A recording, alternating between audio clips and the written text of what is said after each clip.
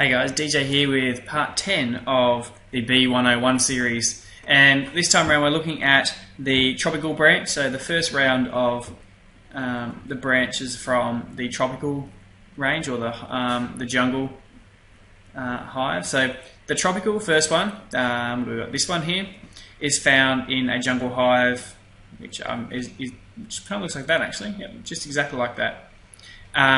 And when they're bred, you'll notice they do have a poisonous effect. If this one's still running, sometimes it takes a few seconds for it to kick in, but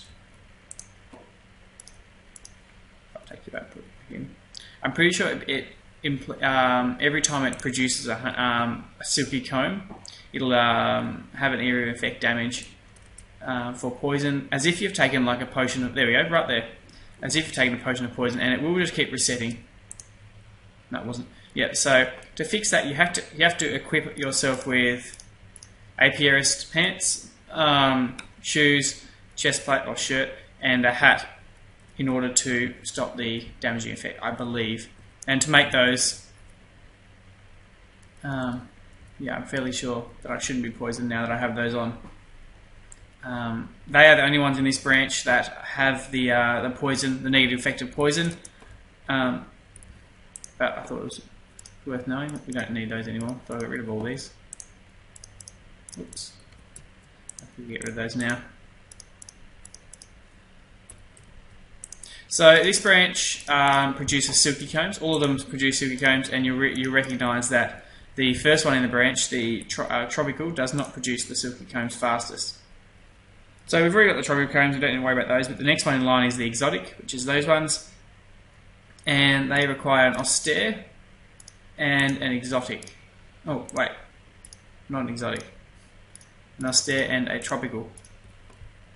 Now, if you don't know how to make these austeres, you can quickly check out my number a couple of episodes ago. I believe it was my episode 8 on the austere branch. And, oh no, partly destroyed my alveary. So we've got our austere and we need our tropical princess. Alright, and the fifth one in there as well. So these would produce, oh there we go, we've got an austere, tropical. That one went through quite fast actually. Get rid of that. This one's still going, all the rest should be still probably going. There we go, austere. For some reason I only got austere from that one, that's alright.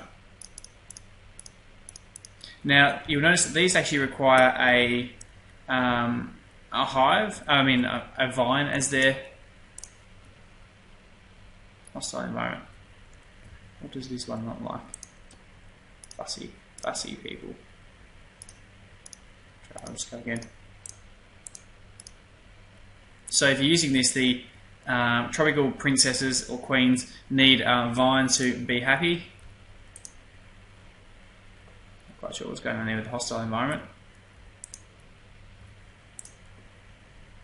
Exotic. Oh, there we go. There's the exotic. That's all we're looking for. So now that we have the exotic, which is also the fastest producer of the silky combs, which is what the only comb that this branch produces, and a few other branches also produce some silky combs as well. So to get the last one in line, we're looking for the Edenic. We're going to put together an exotic and a tropical, which is here.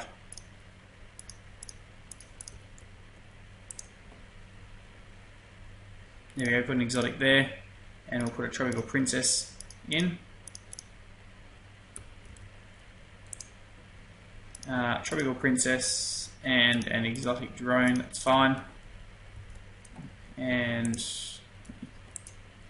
I keep feeling you actually have to put those things at the top of the alveary, but you can't click them for some reason. Tropical and Edenic, and go to view, tropical and exotic. Just what I had there, I think. Okay, so I'll just show you what these produce quickly. So the silky combs have a 100% chance of dropping honey drops, sorry, and an 80% chance of getting silky propolis, whatever it's called. So yeah, there we go. So you're always going to get a honey drop, and you're pretty much always going to get a silky propolis unless you're very unlucky. So in terms of the silky propolis, they can be recentrifuged to give you a 50-50 chance of getting propolis or silk wisps, or I think. Well, actually, maybe it's one or the other.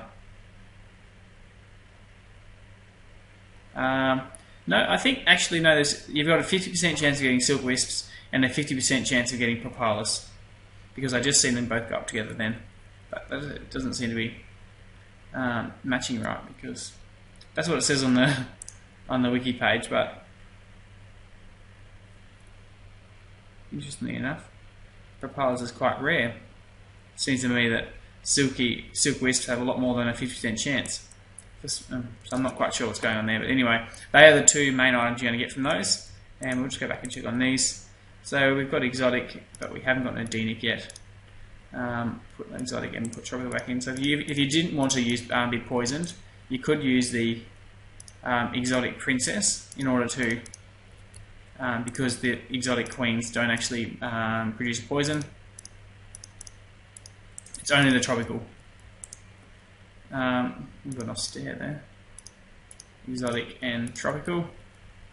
And another exotic and another tropical. Oh, yeah, that's fine. Okay, so yeah, so the tropical princesses will produce silky combs. The exotic princesses produce the silky combs as well, but at a much faster speed than all the rest.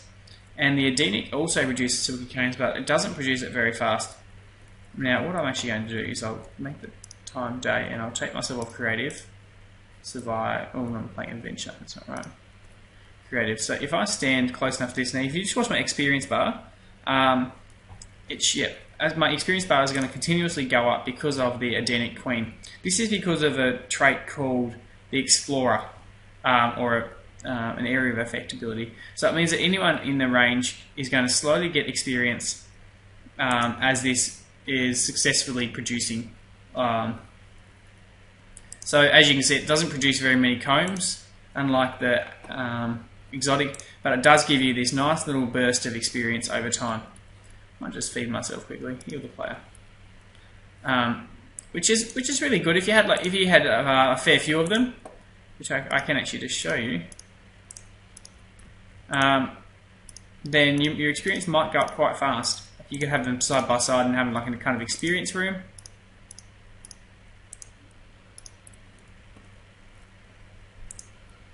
Right, so we now have two Edenic princesses. And there we go, you start seeing my bar go up reasonably fast at the moment.